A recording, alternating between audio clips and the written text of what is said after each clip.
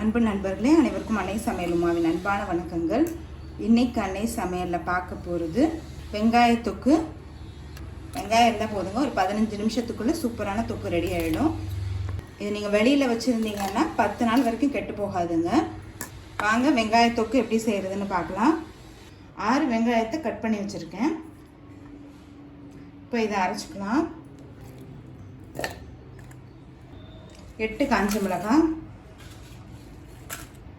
ஒரு சின்ன நெல்லிக்காய் அளவு புளி பிச்சு பிச்சு போட்டுக்கோங்க.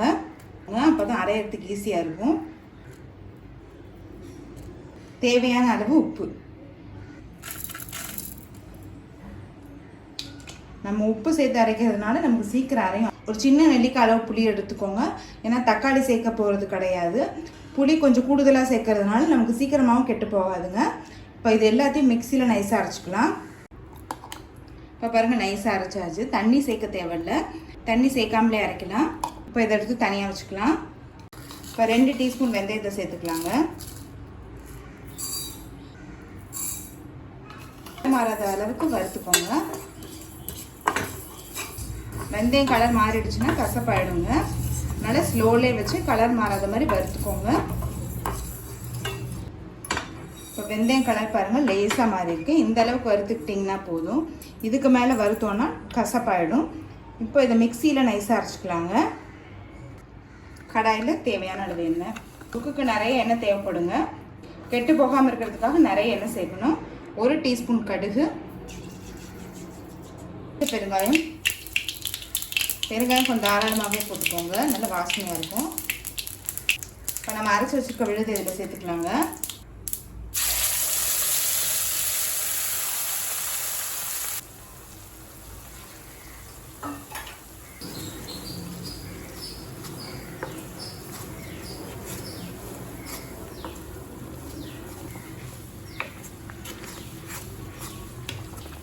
கால் டீஸ்பூன் மஞ்சள் தூள்,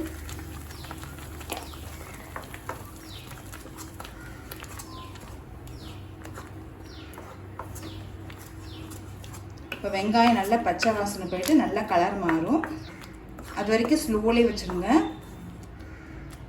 இப்போ மூடி போட்டு 10லேருந்து 15 நிமிஷம் வச்சிடலாம்.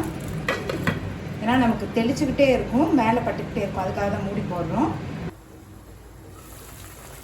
5 நிமிஷம் ஆயிடுதுங்க. கொஞ்சம் கொஞ்சமாக திக் ஆகிட்டே வருது. இன்னும் ஒரு 10 நிமிஷம் ஸ்லோலே வச்சிடலாம்.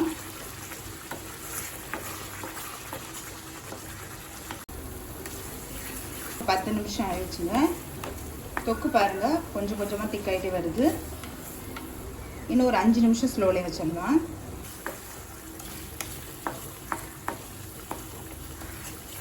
அரைச்சி வச்சுருக்க வெந்தய பொடியிலேருந்து 1/2 டீஸ்பூன் சேர்த்துக்கலாங்க. கொஞ்சம் வெல்லம்.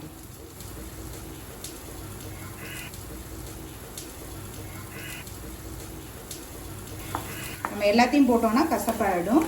அதனால் 1/2 டீஸ்பூன் அளவு சேர்த்திங்கன்னா போதுமானது. நெக்ஸ்ட் டைம் நம்ம யூஸ் பண்ணிக்கலாங்க. இப்போ வெந்தய பொடி சேர்க்கறதுனால நமக்கு சீக்கிரம் கெட்டு போகாமல் இருக்குங்க.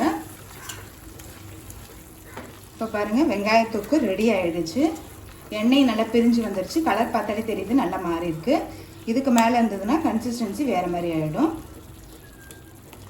இப்போ வெங்காய தொக்கு ரெடி ஆகிடுச்சுங்க. சர்வ் பண்ணிடலாம். சுவையான வெங்காய தொக்கு ரெடி ஆகிடுச்சு. ரெசிபியை ட்ரை பண்ணி பாருங்கள், கண்டிப்பாக உங்களுக்கு பிடிக்கும். ரெசிபி பிடிச்சிருந்ததுன்னா வீடியோவை லைக் பண்ணுங்கள், கமெண்ட் பண்ணுங்கள், ஷேர் பண்ணுங்கள். இது வரைக்கும் அன்னை சமையல் சேனலை சப்ஸ்கிரைப் பண்ணாதவங்க சப்ஸ்கிரைப் பண்ணுங்கள். தேங்க்யூ.